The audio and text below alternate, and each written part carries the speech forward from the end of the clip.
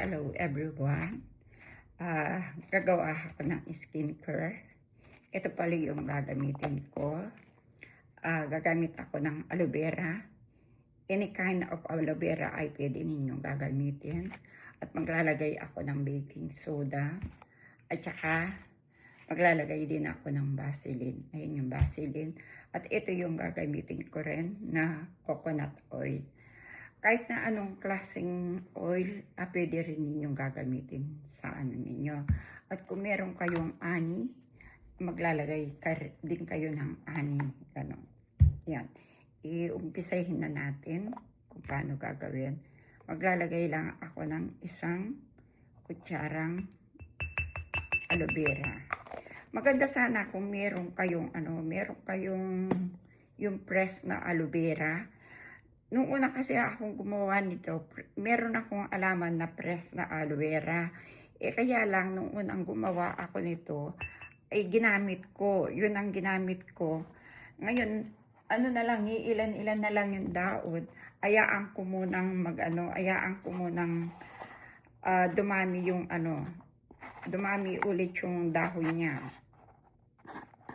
Tapos, maglalagay ako ng baking soda. Ayan yung baking soda. At maglalagay din ako ng yung coconut oil.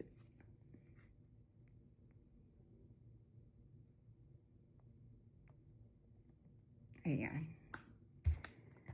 Tapos, maglalagay ako ng Vaseline. Ito yung Vaseline. Kukuha lang ako ng kaunting Vaseline.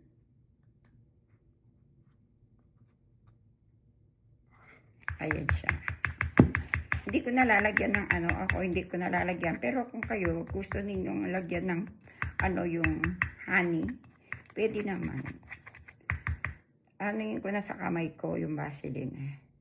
Aluhin lang ninyo ng ganyan yan. Ayahan ninyo hanggang lumapot yung hanggang matunaw pala yung yung Vaseline, tapos lalapot siya. Kasi pag halo ninyo, kasi matagal talagang hinahalo itong Vaseline na ito. Ayun siya.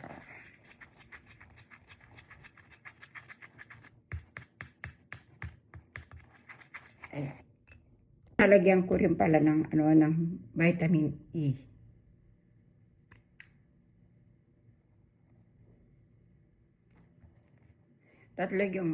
Tatlo yung lalagay ko na vitamin E.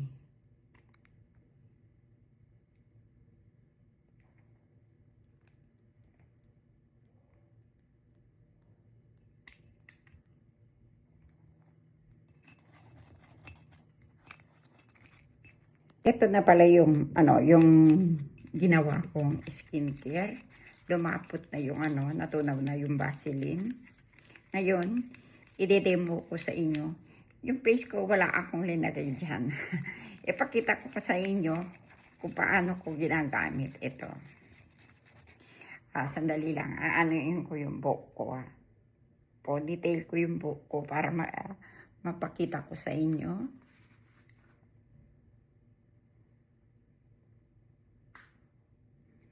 Ayan. Ayan yung ating Vaseline. Kuha ako ng kaunti dito sa kutsara.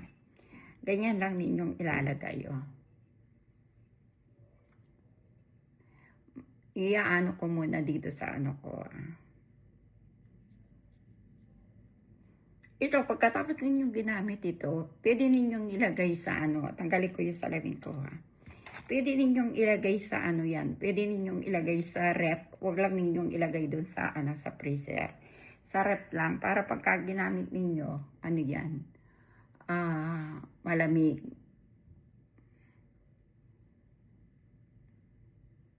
Ayan, ganyan lang Ganyan lang ang ginagawa ko. Anuhin ninyo ito hanggang mga 15 minutes o 20 minutes. Pagkatapos nun, babalawin ninyo ng maligam-gam na tubig. Ayan. Nakakawala ng ng mga dark spot at saka yung itim-itim sa ating mukha. Ayan. Nakakabata pa. O, ayan na. O, tignan ninyo yung mukha ko. Glass skin siya, o. Ayahan ko hanggang 20 minutes dito sa aking face. Pagkatapos nun, aanuin ko, babalawin ko ng maligam-magam na tubig. Susuot ko yung salamin ko para makita ko yung face ko. Ayun yung face ko. O, diba? Ano, glass skin siya. Yan, ganyan lang yung paglagay.